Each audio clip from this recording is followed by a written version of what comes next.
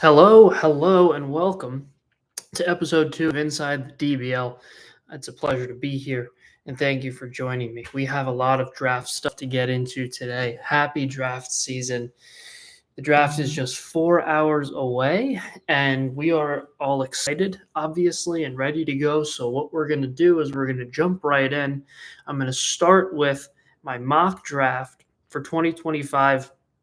Going to go through pick by pick, share my thoughts, share my sources and what I've heard might play out and transpire, and obviously provide some context for some of the picks that we know. We can kind of forecast some of the picks that we don't, and prepare for what's going to be an action packed and exciting night. So, again, thank you for joining me. Let's get into it. At number one, the Pittsburgh Studs. I talked about this in my previous episode. Ethan Holiday, from what I'm hearing, is a lock to go number one. He's up to minus 2,000 on DraftKings right now to go number one to the Studs, the first pick in the 2025 draft. Now, I talked about, sort of what this says for their strategy moving forward, how it can kind of tell a little bit of a story as to how they view this rebuild and the approach that they're going to take. Holiday is a safe pick, obviously a baseball pedigree and family. Very, very high floor. Maybe not the highest ceiling of anyone available, but it appears that the Studs are going to be somewhat conservative in the draft and probably look to make their big splashes in free agency and the trade market as well. I don't necessarily agree with the pick. I think this is a league in particular where having a top pick, especially the first overall pick, is an opportunity to be really, really aggressive. We see, obviously, not only players taken high in the draft having a lot of production on the field, but they'll have a lot of trade value right away. Holiday will. I think he fits that mold for sure. So it's a safe pick because at the very, very worst, even if he doesn't end up developing the way GM John Luca Turndorf would like him to, he's going to have oodles of trade value. And so it's, like I said, it's a very conservative pick. But with the number one pick, an opportunity to draft a franchise-changing player, I don't think Holiday is that kind of a guy, as that kind of a player. So I don't agree with the pick, but from what I'm hearing, Holiday is going to go first to the Studs. At 2, the Baton Rouge Blizzards. It seems very likely they're going to take Cade Anderson, a left-handed starting pitcher from LSU. Now, Anderson has obviously a lot of upside. The Blizzards are a high upside type franchise. Last year, they had the number 2 overall pick as well, so they picked second for the second time in Ethan Sadowitz's 2-year career. They went with Charlie Condon last year. Hard to go wrong there. Can't really take much from that because obviously it was a pretty sure bet that he would be going number 2 at worst. Anderson, in a draft where there's a lot of good pitchers, especially college pitchers, you can throw a lot of names up there. There's Cade Anderson, there's Jamie Arnold, there's Liam Doyle, all of which have a lot of really, really high upside. I think Anderson might have the highest floor of those pitchers of that group. I don't necessarily agree with that, but that's what I'm hearing. That's what I'm hearing from inside their organization, that they see him as a really good mix of upside and also safety and floor as well. So it's hard to go wrong there. Again, I think it's not necessarily a reach or an aggressive pick, but it's a safe one without it being a little bit too safe, and still has an opportunity to be a real franchise-changing player. So Cade Anderson is going to go second to the Blizzards. The Manchester McMissiles pick third. I talked about this as well. They traded up from the 6th pick in order to select third. From what I'm hearing, they've narrowed it down to 2 guys. I think it's going to be Seth Hernandez, a high school right-handed pitcher from California. Now, I've also heard Liam Doyle. I think Jamie Arnold is in the conversation, but so we have to think about this. Obviously, we have some intel. The fact that they traded up from 6 to 3. Hernandez is the third rated prospect by Major League Baseball. He went sixth overall in the draft. So, um, kind of if he is the guy they're looking at, and I think Doyle is in a very similar situation. Both of them, I don't think they last to 6, but 3, obviously, they'll be there. So, I think either one makes sense. It's going to be a pitcher, from what I've heard. They have a lot of good hitting prospects, and they want to add an arm that's going to develop quickly. And I think both of those guys fit that mold. A little bit higher upside than Jamie Arnold. So I'm thinking to trade up from 6 to 3, you're probably going with a more high risk, high reward prospect. And that could either be Hernandez or Doyle. I think it's going to be Seth Hernandez, who is very refined for a high school pitcher who throws hard. He touches triple digits, and a lot of the high school arms that do so, that are more power pitchers, do so not only with some command concerns, some pitchability concerns, but a high effort motion, a high effort windup, and Hernandez has very athletic, free and easy power and a live arm. So I think safer than a lot of the other high school power pitchers we've seen in years past. So Seth Hernandez goes to the McMissiles at 4. The Boulder Bonzos, the first pick for this relocated franchise in Boulder, the first pick for GM Jacob Q. Rando and President William Carson Rampy. My sources tell me they are interested in Jamie Arnold. I've heard that they've sent a couple of scouts from their scouting department down to Florida State to take a look at him. They ran him through a team workout, and they loved what they saw. So I think Jamie Arnold is a lock here at 4 if he's still available. The only possibility that he isn't is if Manchester takes him at 3, but I think that's unlikely. So if he's still there, I think Jamie Arnold is a lock at 4. Personally, my favorite of the top pitchers in this class. I think his pitchability, his intangibles kind of run circles around the rest of the pitchers in this class, and that's no shot at them. It's just that impressive and that good. And then obviously elite stuff, very athletic, and a unique pitcher in that, he creates deception and while maintaining really, really effective and dominant stuff and velocity. So I think it's a good pick for the Boulders at 4. I think they could get a lot of upside out of him.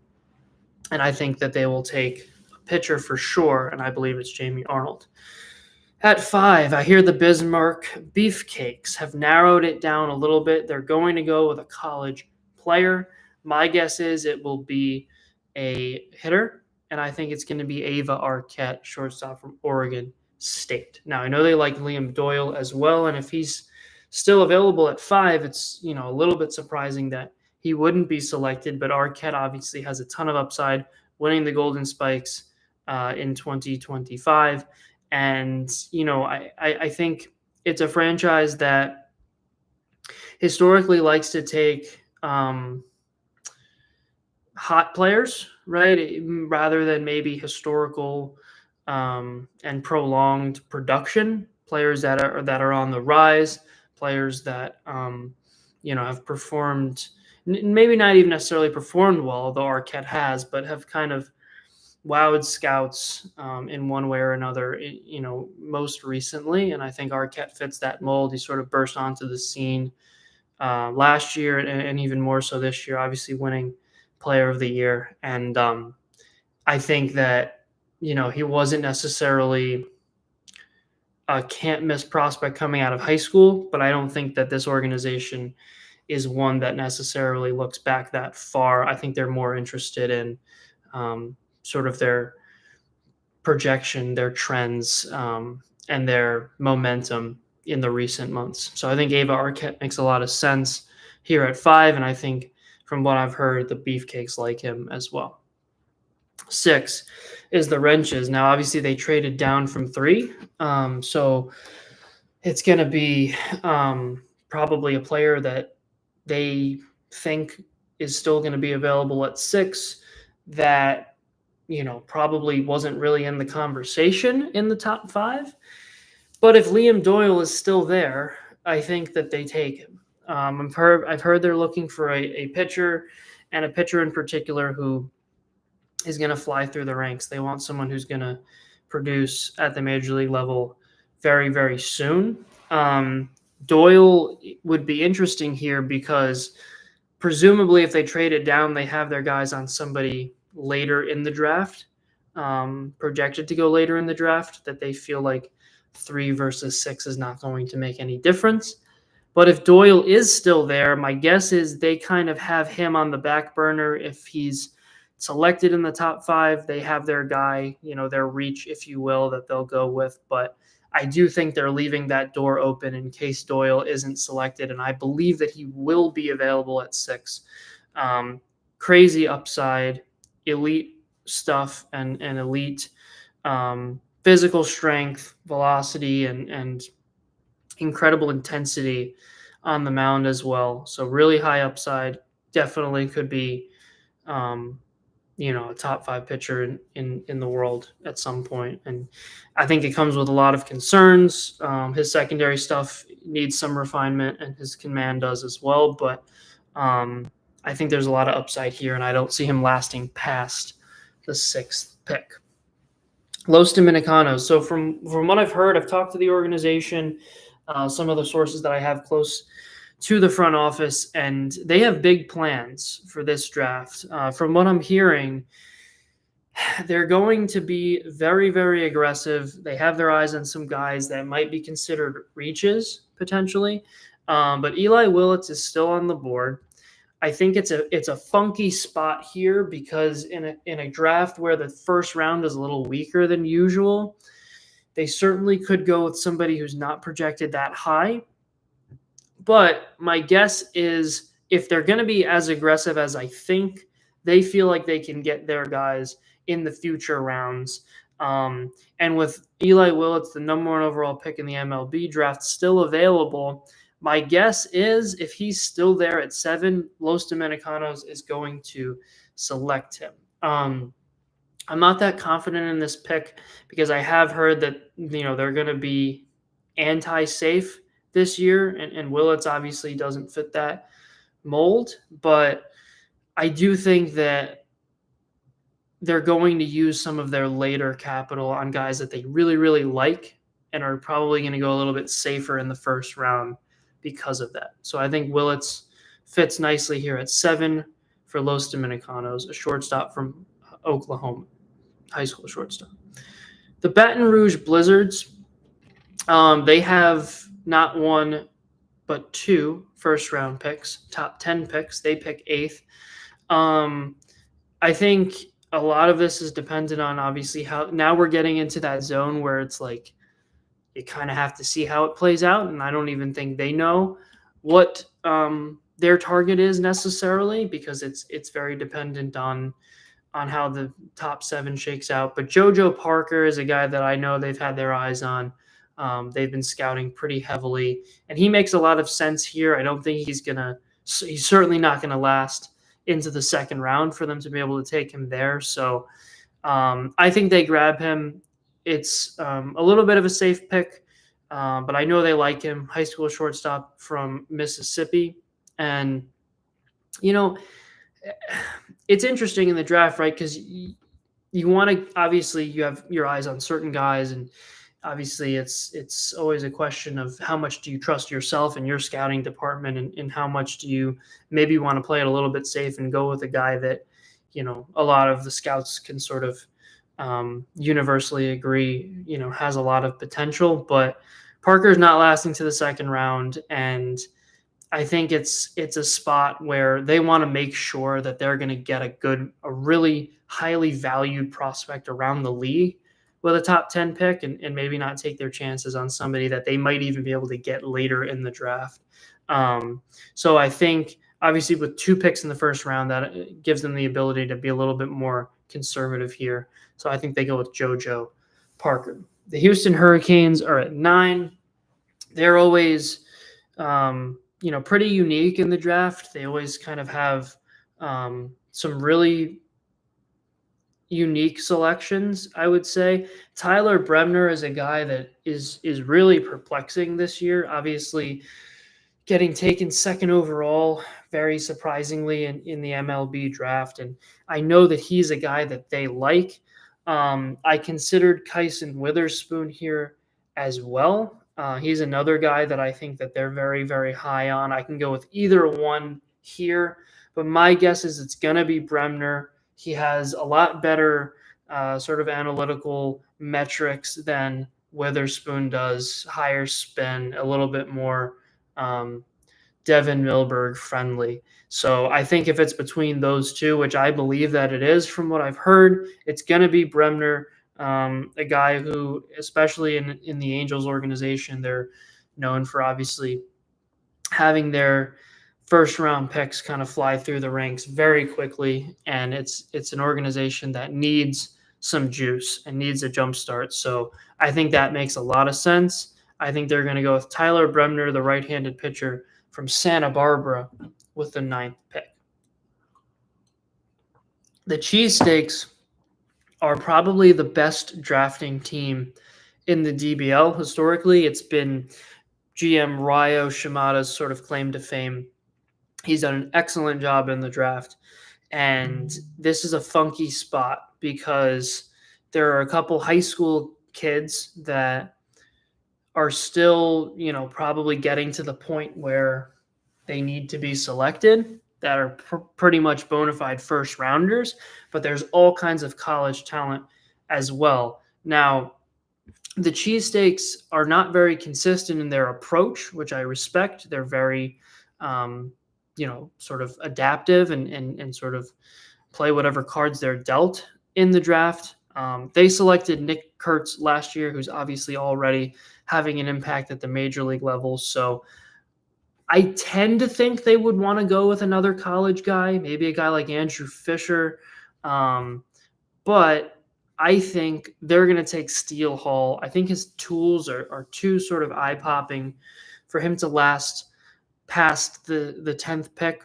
But I really don't have a lot of confidence in this pick. They're always very sort of cagey about their plans and their approach to the draft. But Steele Hall is a guy I think GM Ryo Shimada oftentimes goes with tools over production, and Steele Hall fits that mold. He's definitely sort of a much better in shorts, as they say, than he is in a baseball uniform, and that's no disrespect to him at all. He's a great player with outstanding run tool, and really could be a 5-tool guy. Just has to refine it in games a little bit. And high school shortstop from Alabama. I think that if they don't go with a college producer, it's going to be Steele Hall. I think, I'm pretty confident about that, but it remains to be seen whether they want to maybe take a guy like Hall, who's going to take some time, is going to be a project. I think they can afford to do that because they obviously have time, before this rebuild sort of materializes. So I think that makes a lot of sense. But I'm not that confident in that pick. But I have Steele Hall going 10th to the Cheesesteaks. So now we're out of the first round, the top 10.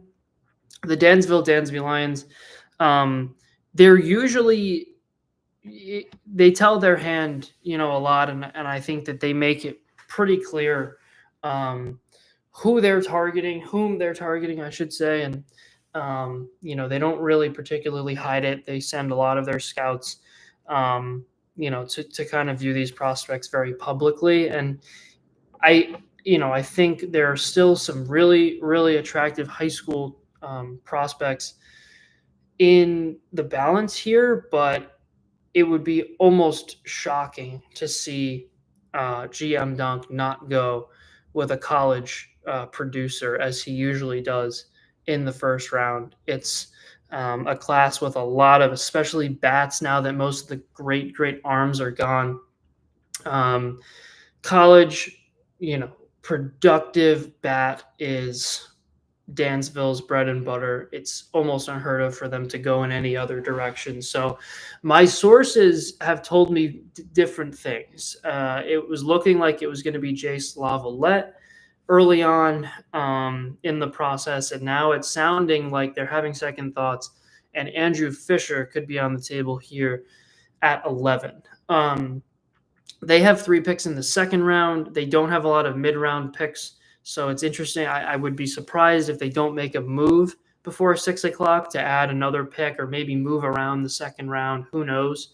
I certainly don't, but I think that it's Andrew Fisher is a guy that has produced for a long time. Lavalette's been a little bit up and down, but he also obviously has been a highly touted prospect for a long time. And very, very rarely do they go with a guy that doesn't have a long track record of not only being, sort of attractive to scouts, but also productive on the field. And Fisher and Lavalette both fit that mold. Fisher is a little bit of a safer prospect, obviously, and I think that there's a lower chance that he would last into the second round. So I think they're going to grab Andrew Fisher, the first baseman from Tennessee, at 11. 12, the Bonzos have their second pick of the first round. This is really interesting. We don't know how they're going to draft. We've never seen it before from this management structure. Billy Carlson is a guy, high school shortstop from California, that I think makes a lot of sense here. They know that this rebuild is going to take some time. He has a ways to go, but certainly all kinds of tools, all kinds of intangibles, and I think he's a very complete prospect, especially for a high school bat. You don't usually see that, and I think that's probably where they'll go, sort of more of a high floor, low ceiling sort of option at 12. I think that makes sense for a team that really hasn't established how they want to approach this rebuild yet. I don't think they even know. So I think Carlson makes a lot of sense because he brings a lot to the table. And while he might not have eye-popping tools, it's a guy that they know they can rely on. He's going to bring consistency. He's going to be a very productive player, in the future for them. And in their first year, obviously their first draft, they probably don't want to take a chance on somebody who's going to bust. And I think Carlson makes a lot of sense in that regard. 13, the Magos, I've heard varying different things. They have their eyes on a lot of, late first round prospects. Ike Irish is a guy that's gotten a lot of, there's been a lot of noise around him, the catcher from Auburn. Around the league, I know a lot of general managers that are really interested in Ike Irish, and there's no chance he's lasting to the second round. I know the Magos like him as well, so I think they're going to grab him. I think some of the other guys that they're interested in, I've heard maybe Kyson Witherspoon. I've heard maybe Cruz Schoolcraft potentially. But I think that Irish has the least likelihood of maybe lasting to another pick that they can grab him at. So I think Irish here makes a lot of sense. He'll be a quick through the minors. I think he's a refined prospect, excellent intangibles, top A+ intangibles. And, that's definitely something that the Magos are interested in. And I think he makes a lot of sense at 13. 14, the Hornets. I hear they're really, really interested in Kyson Witherspoon if he is still available. Right-handed pitcher from Oklahoma, college pitcher from Oklahoma, University of Oklahoma. A lot of the scouts around the league are not particularly fond of his sort of analytical metrics. Like I mentioned, he's sort of more of a thrower than a pitcher, which I have no problem with, and I don't think the Hornets do either. They're more production over metrics historically, which I respect. And I think Witherspoon here is getting, at 14, it's definitely possible he's not available.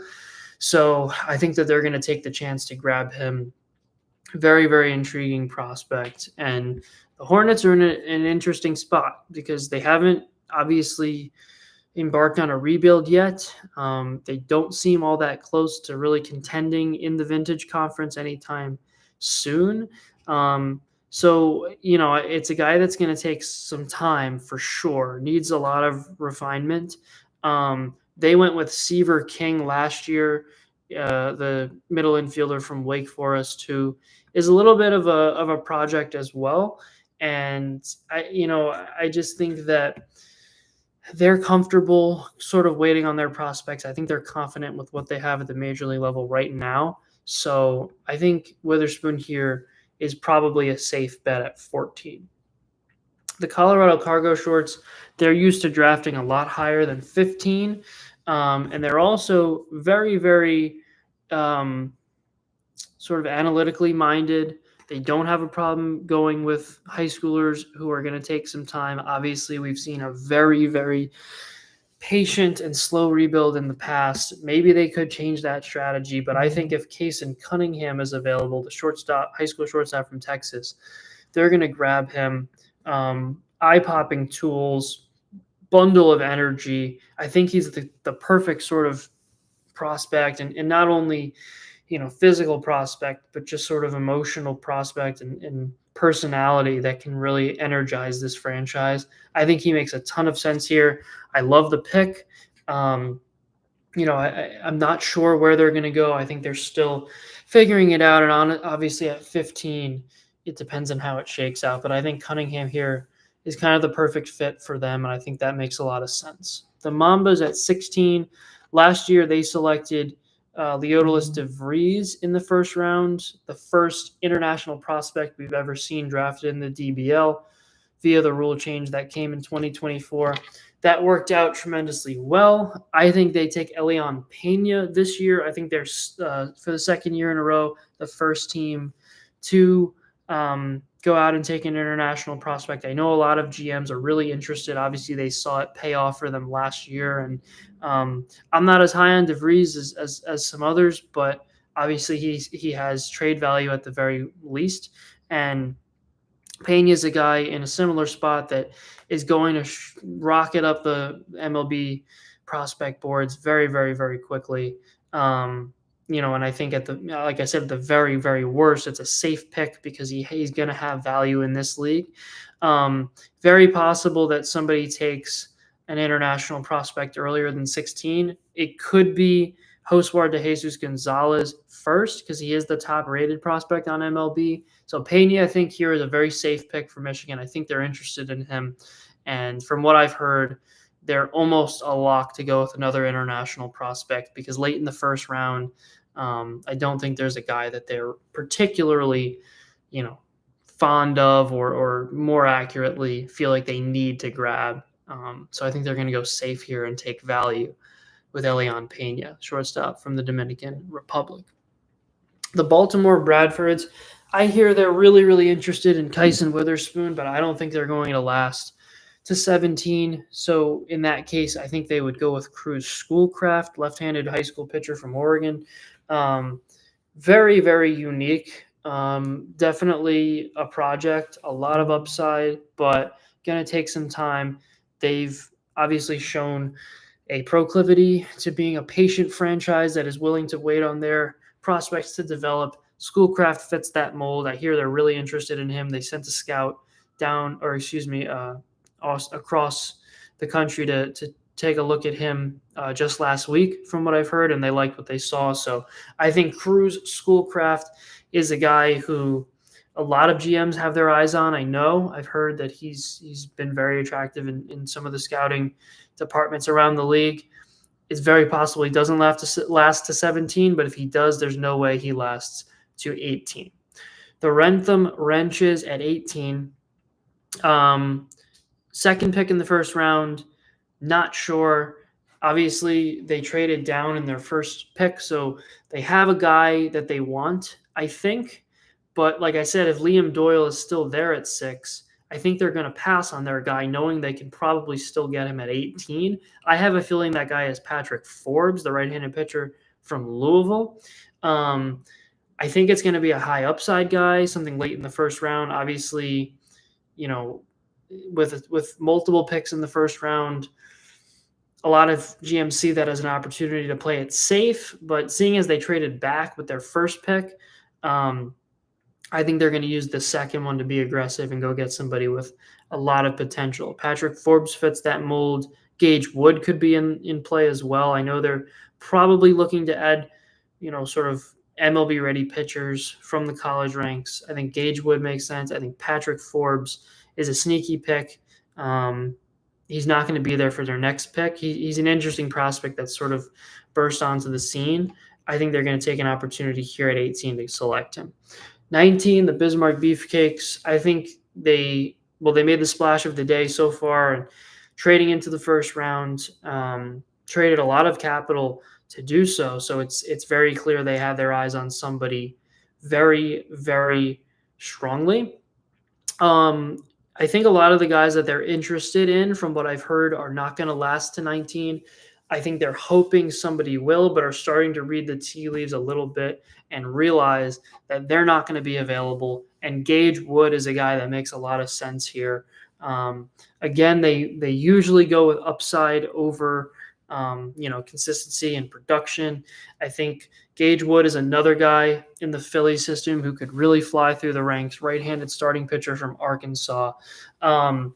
Again, this is a confusing pick. I was really surprised to see them trade back into the first round, because I'm guessing that any of the guys that they really had their eyes on over the last couple of weeks, some of the guys that I've heard they've sent scouts to go and see, are not going to last till 19. They very well might have a different opinion, but if I'm correct, I think Gage Wood here is going to be sort of their fallback, their backup plan at 19. And lastly, the Atlanta Aardvarks at 20. 20 is always a difficult spot. It's hard to tell when the international prospects are going to start to fall off the board, but Josuar De Jesus Gonzalez is, obviously the top one on MLB's list. And I don't see him lasting past the first round. I've heard that they don't really have particular interest in any of the American guys with this pick. I think they have obviously only 2 picks in this draft, so it doesn't seem like they're, particularly fond of the class. I think an international prospect here makes a lot of sense. I've heard that they're more than willing to make that move if De Jesus Gonzalez is available, and I think they grab him at 20 so that he doesn't last past the first round. So that's the mock draft. I had some other stuff kind of on tap, but it's draft day. We're all excited. There's only 3.5 hours till the studs are on the clock at 1. So I'm going to cut it here. I thank you for joining me. I hope you enjoyed the mock draft. As always, you can always go back and obviously take a look if you missed any of the episode. And I'm really excited for today. It's going to be probably the most unique draft we've ever seen, in that it's the least predictable, but I think it's the draft more so than any other where we've seen a lot of GMs sort of tell their hand early. Could be some bluffs, could obviously be a sign of what's to come, but this is the least predictable draft I think I've ever seen, and I'm really excited to see how it shakes out. So thank you for joining me. Have an excellent draft, and be on the lookout for another show next Sunday, a week from today. Take care. Peace.